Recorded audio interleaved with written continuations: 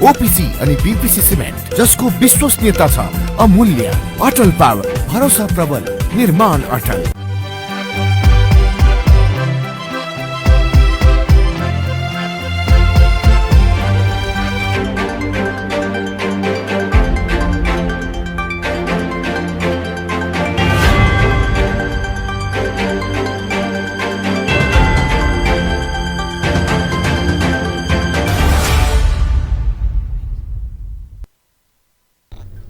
नमस्कार, राज्य खबरमा स्वागत छ। म कल्पना नेउपाने।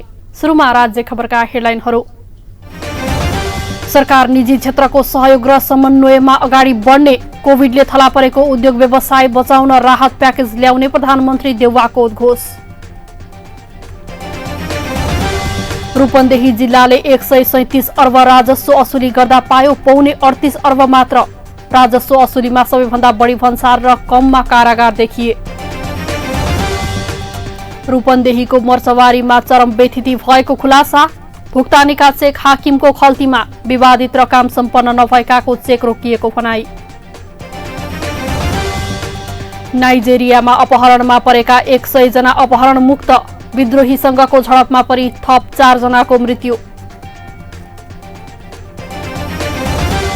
र नेपाली राष्ट्रिय क्रिकेट टिमका लेग स्पिनर सन्दीपको दुर्भाग्य, लगातार 3 विदेशी लिग खेल्नबाट वञ्चित।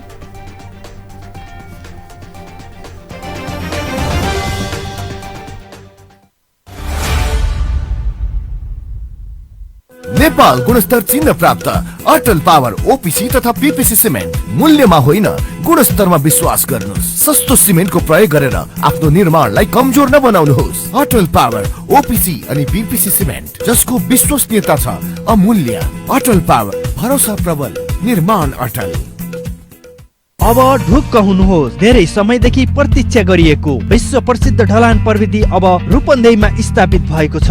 न मिस्त्रीको समस्या, न सिमेन्ट गिट्टी बालुवा खोज्ने र राख्ने ठाउँको समस्या, न त चुहिने भत्किने, न फिनिसिङकै समस्या। दिनभरि लाग्ने काम 2 घण्टामा तमाम। गुणस्तरीय ओपीसी सिमेन्ट, धोएको गिट्टी बालुवाबाट रेडीमिक्स कंक्रिट तयार गरी घर, पुल, बाटो तथा अन्य संरचना तयार गरी वर्षौंसम्म ढुक्क हुनुहोस्। लुम्बिनी आरएमसी रेडीमिक्सबाट कंक्रिट ल्याएर घर ढलान गरे, जिन्दगी भरिको लागि ढुक्क भए। तपाईँ ढुक्क हुनुहोस्। गुणस्तर लुम्बिनी आरएमसी ले दिन्छ। लुम्बिनी रेडीमिक्स कंक्रिट प्रणाली, तिलोत्तमा 12, मङ्गलापुर, रूपन्देही। फोन 071 562 391, मोबाइल 98 570 35 966 र 98 026 52 956।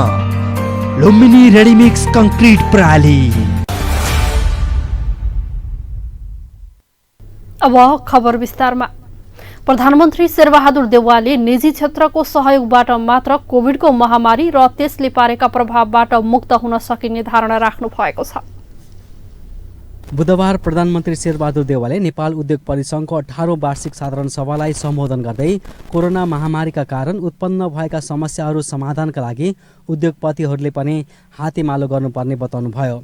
उहाँले कोरोना महामारी नियन्त्रण गर्न सरकारको कर्तव्य भए पनि हातेमालो सहयोगबाट थप चाँडो कोरोनाबाट मुक्त हुन सकिने जिकिर गर्नुभयो। कोभिडको पुरानो असरबाट उठ्ने प्रयत्न गरे पनि नयाँ भेरिएन्टको सूचनाले थप डर बढेको उहाँले जानकारी दिनुभयो। कोभिड प्रभावित उद्योग व्यवसाय बचाउन सरकारले राहत प्याकेज ल्याउने पनि प्रधानमन्त्री देउवाले बताउनुभयो।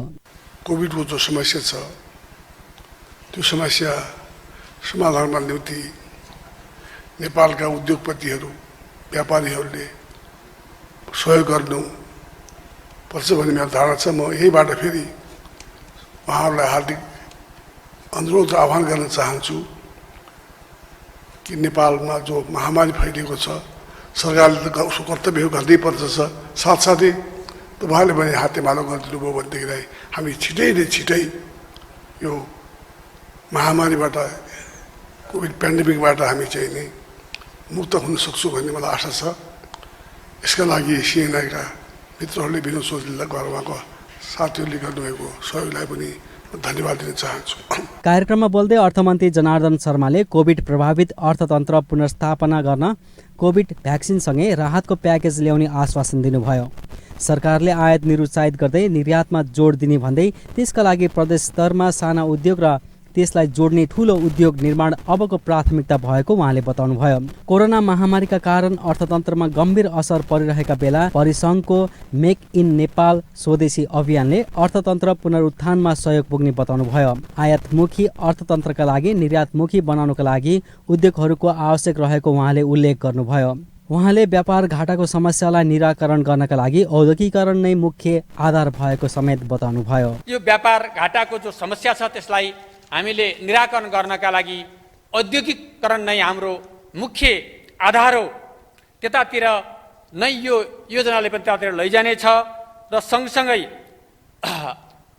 सामान्य प्रधानमन्त्रीको निर्देशनअनुसार अर्थ मन्त्रालयले राहत तथा पुनर्स्थापनाको प्याकेज सहितको कार्यक्रम छिटै तपाईँहरूको सामु ल्याउनेछ। तपाईँहरूको सल्लाह सुझाव अनुसार नै हामी त्यसलाई अगाडि बढाउनेछौँ। नेपाल उद्योग परिसङ्घ नेपाली उद्यमीहरूको साझा सङ्गठन हो। 18औं वार्षिक साधारण सभा कार्यक्रममा प्रधानमन्त्री शेरबहादुर देउवा, अर्थमन्त्री जनार्दन शर्मा, परिसङ्घका अध्यक्ष सतीश कुमार मोर, उद्योगपति विनोद चौधरी लगायत अन्य उद्योगपतिहरूको उपस्थितिमा कार्यक्रम सम्पन्न भएको थियो। आर्थिक वर्ष 2077-78 मा रूपन्देही जिल्लाले 137 अर्ब राजस्व असुली गर्दा खर्च गर्नलाई पौने 38 अर्ब रुपैयाँको अधिकार पाएको छ। केन्द्रीय सरकारलाई राजस्व मार्फत रूपन्देही जिल्लाले निकै ठूलो योगदान दिएको छ। कोष तथा लेखा नियन्त्रक कार्यालय भैरवाले उपलब्ध गराएको तथ्याङ्क अनुसार रूपन्देहीबाट मात्र 1,37,12,33,734 रुपियाँ राजस्व असुली भएको छ। कोष तथा लेखा नियन्त्रक कार्यालय भैरहवाले दिएको जानकारी अनुसार रूपन्देही जिल्लामा कुल 38,75,37,96,216 रुपियाँ बजेट तोकिएकोमा त्यसमध्ये चालु र पुँजीगत गरी 92% निकासी भएको छ। यो अब 77-78 मा संघीय कार्यालयहरूलाई कुल 38 अर्ब 75 करोड 37 लाख बजेट मध्ये 35 अर्ब 66 करोड निकासा दिएको र त्यसको प्रतिशत 92% रहेको थियो, जसमध्ये चालुतर्फ 95% निकासा, पुँजीगततर्फ 74% निकासा दिएको छ। पुँजीगततर्फ कुल 6 अर्ब 2 करोड बजेट मध्ये 4 अर्ब 48 करोड निकासा दिएको छ। राजस्वतर्फ यो आबमा करिब 1 खरब 37 अर्ब रुपियाँ राजस्व उठेको छ। यसरी समग्रमा हेर्दा पुँजीगततर्फ केही कम निकासा भएको हो कि जसो देखियो भने समग्र राष्ट्रिय परिदृश्यमा यो सन्तोषजनक नै मान्नुपर्छ। गत आर्थिक वर्षमा 2077-78 मा जिल्लाका सुरक्षा निकायले पुँजीगत खर्चतर्फ करिब 7% खर्च गरेका छन्। यस्तै शिक्षा तथा सामाजिक विकास मन्त्रालय लुम्बिनी प्रदेशले पुँजीगततर्फ विनियोजित बजेट 8 करोड 72 लाख रुपियाँ मध्ये 3.6% अर्थात् 32 लाख रुपियाँ मात्र खर्च गर्न सकेको तथ्याङ्कबाट देखिन्छ। भैरहवामा निर्माणाधीन अवस्थामा रहेको गौतम बुद्ध अन्तर्राष्ट्रिय विमानस्थलमा रहेको भन्सार कार्यालयको चालु खर्चको लागि 36,82,000 रुपियाँ र पुँजीगत खर्चको लागि 35 लाख रुपियाँ विनियोजन भए पनि समयमै विमानस्थल सुरु नभएको कारण उक्त विनियोजित रकम खर्च नै हुन सकेन।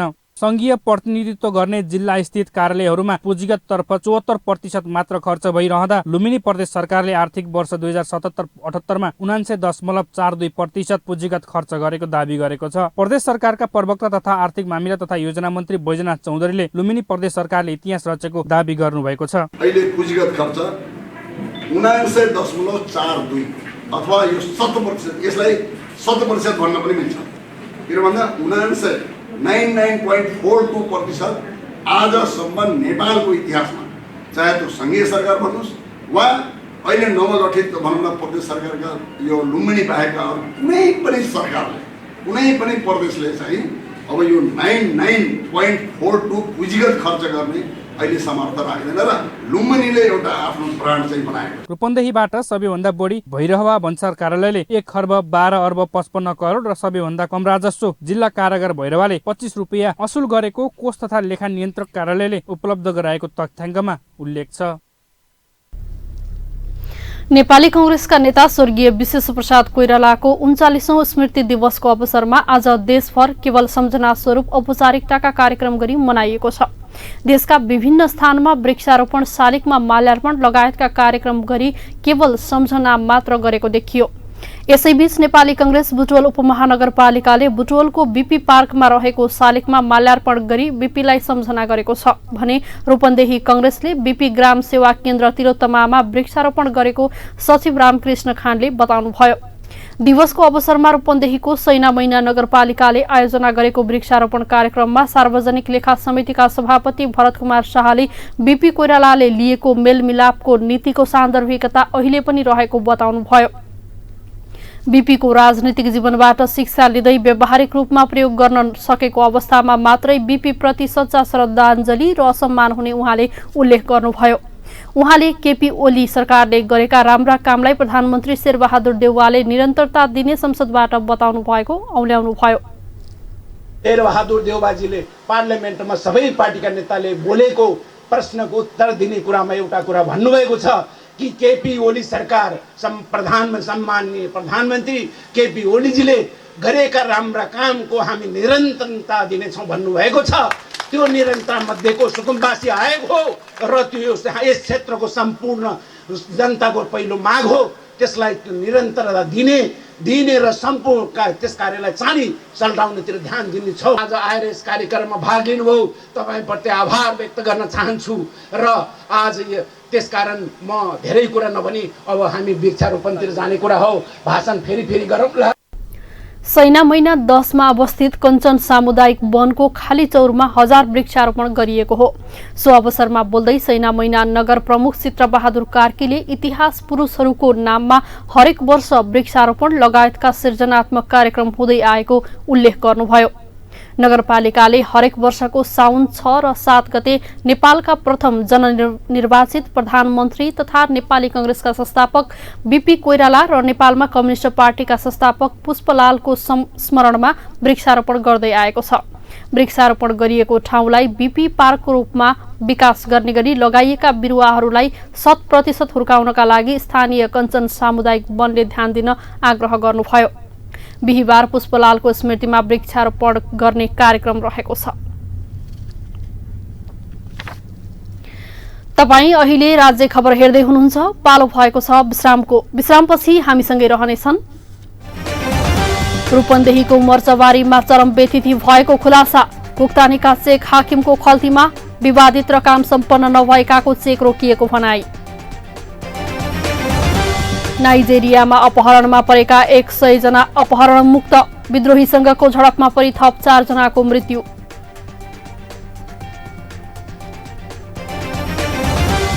र नेपाली राष्ट्रिय क्रिकेट टिमका लेग स्पिनर सन्दीपको दुर्भाग्य, लगातार 3 विदेशी लिग खेल्नबाट वञ्चित।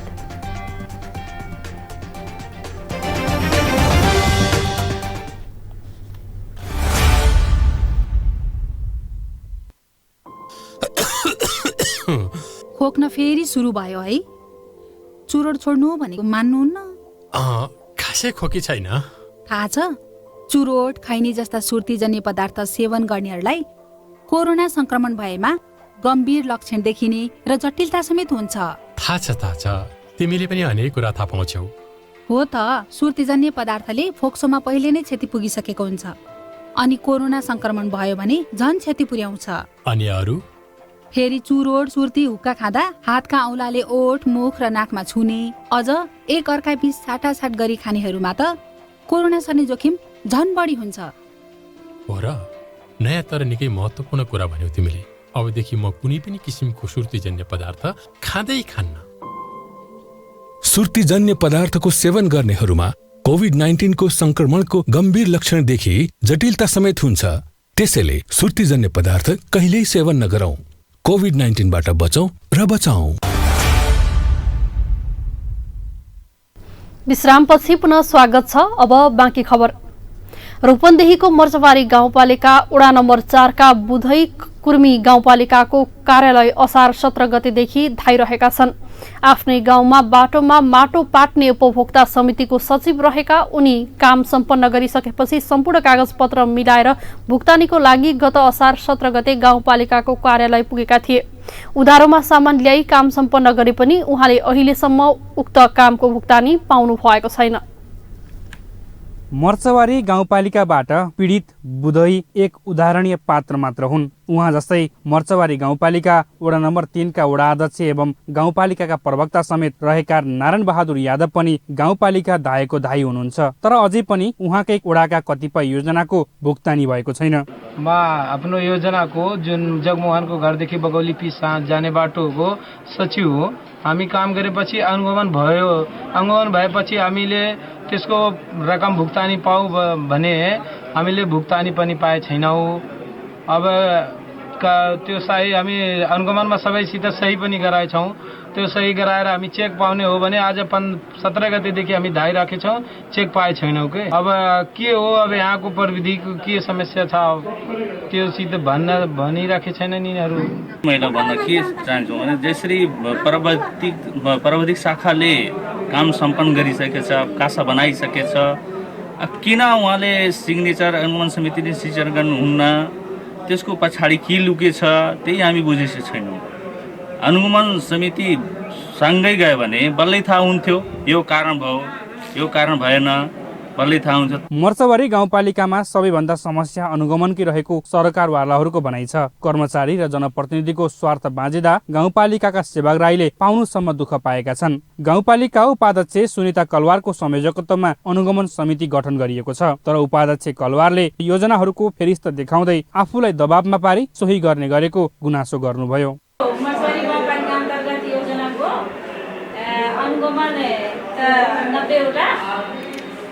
अनि त्यसमध्ये हामी गएर फिल्डमा हेर्ने मात्रै 2-4 मात्रै छ।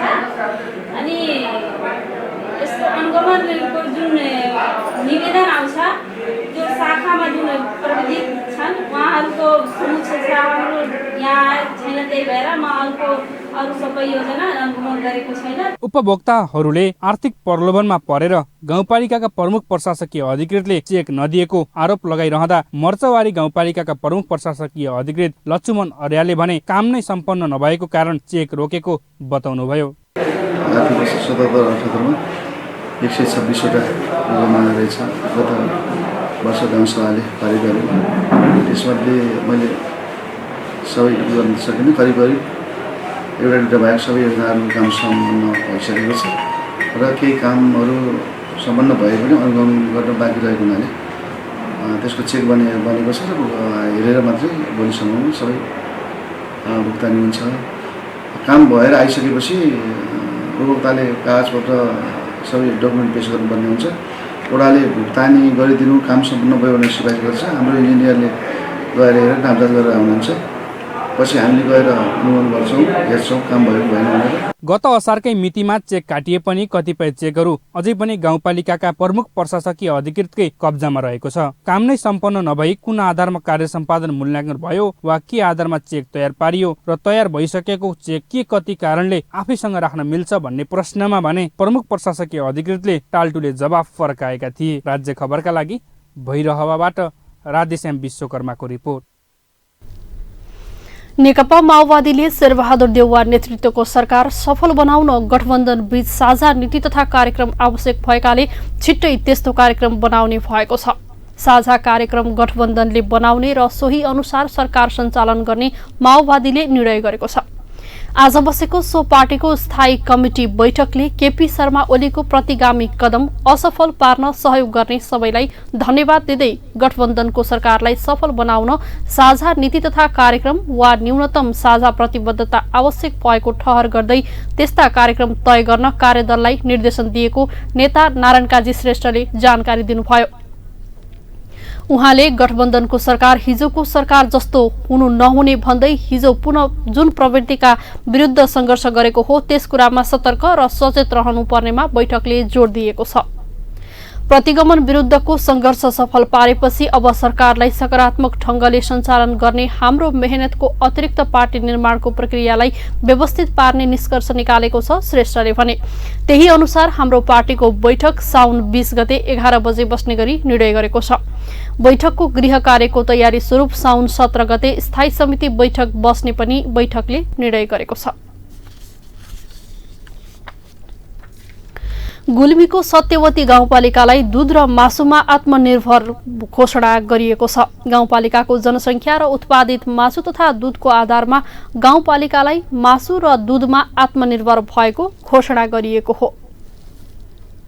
कृषि तथा पशुपन्छी क्षेत्र अन्तर्गत दूध र मासुमा आत्मनिर्भर भएको गुल्मीको सत्यवती गाउँपालिकाले दावी गरेको छ।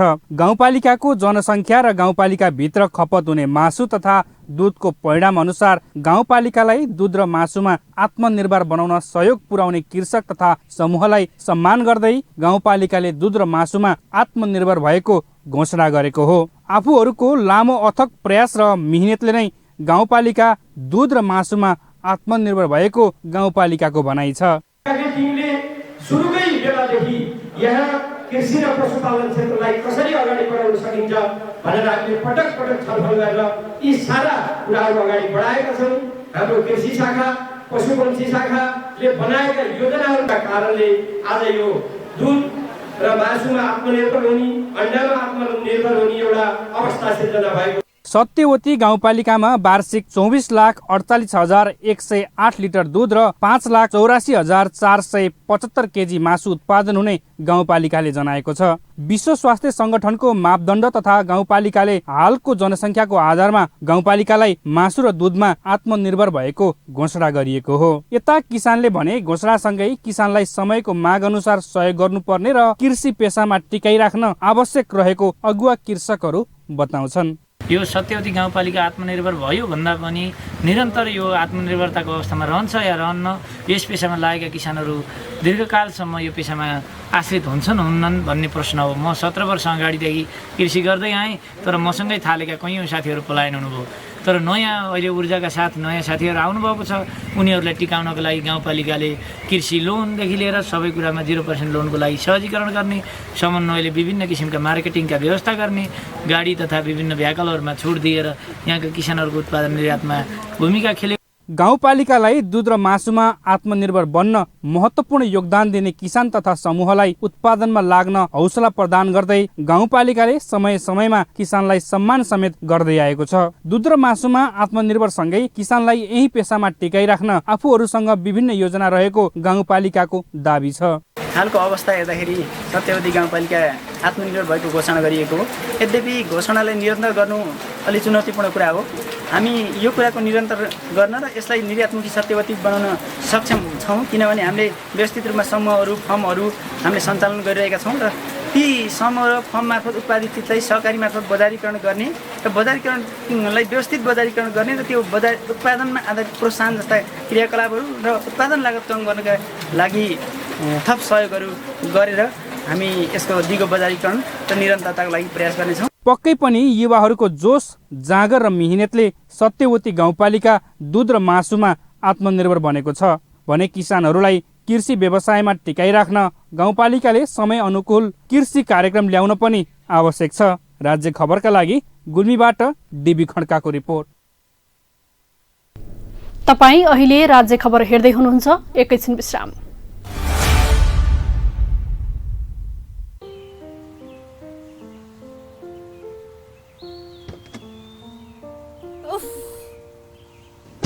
तिमीले फेरि चुरोट खान थालेको?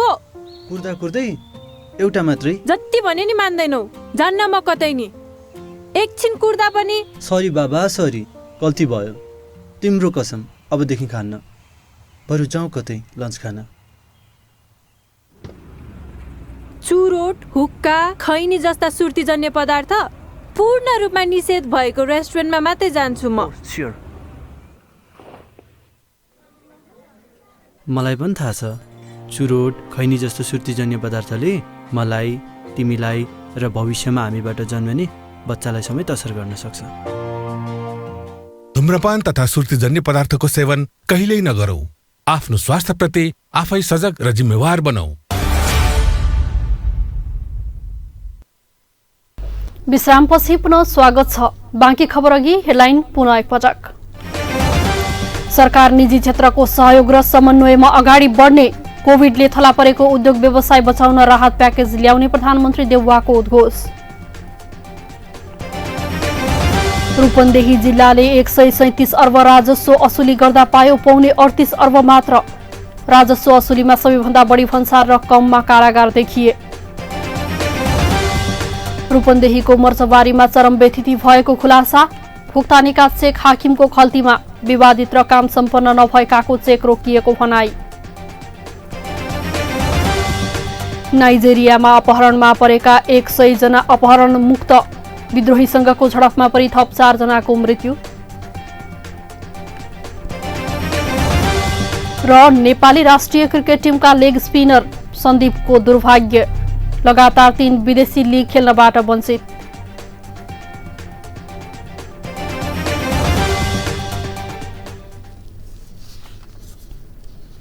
अब बाँकी खबर।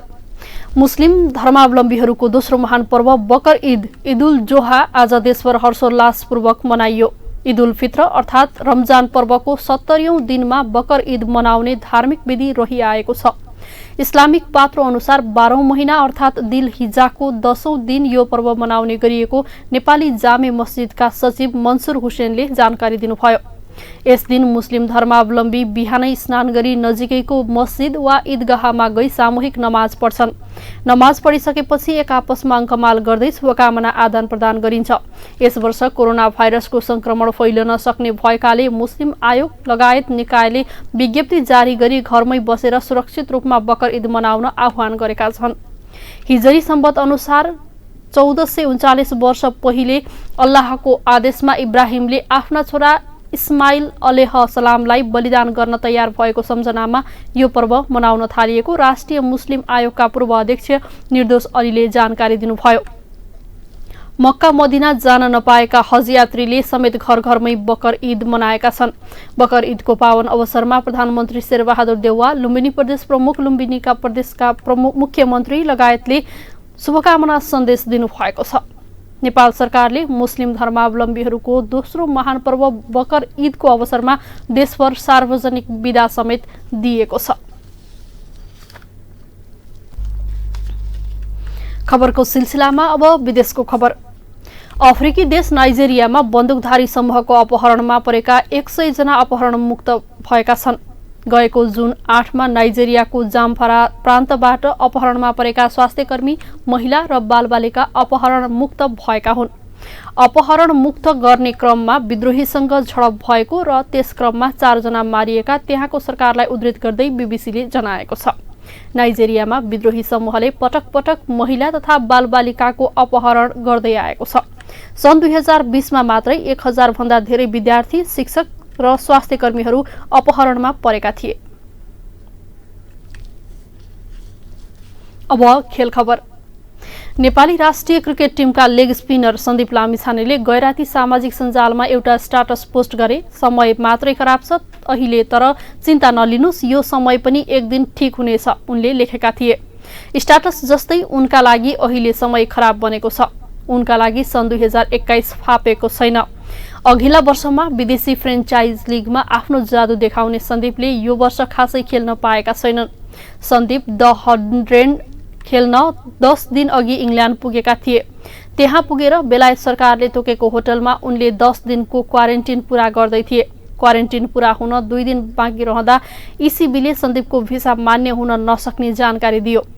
टियर 5 भिसामा त्यहाँ पुगेका सन्दीपलाई जतिसक्दो चाँडो देश छाड्न भनिएको थियो, जसका कारण सन्दीप द 100 गुमाउँदै स्वदेश फर्कन बाध्य भएका थिए। बेलायतको टियर 5 भिसाको आवेदन दिन र त्यसका लागि एउटा प्रायोजन प्राप्त हुने इबिसीले दिएको निर्देशन अनुसार आफूले भिसा लागि आवेदन दिएको सन्दीपको भनाइ छ।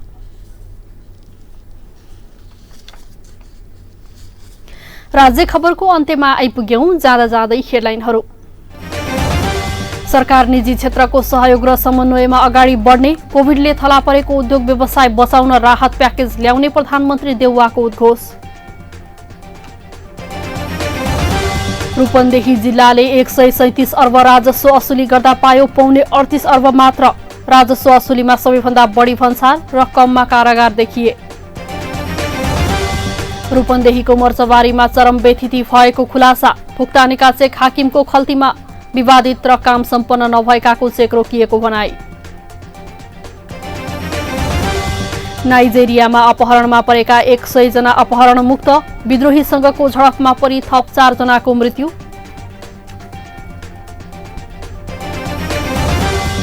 र नेपाली राष्ट्रिय क्रिकेट टिमका लेग स्पिनर सन्दीपको दुर्भाग्य, लगातार 3 विदेशी लिग खेल्नबाट वञ्चित।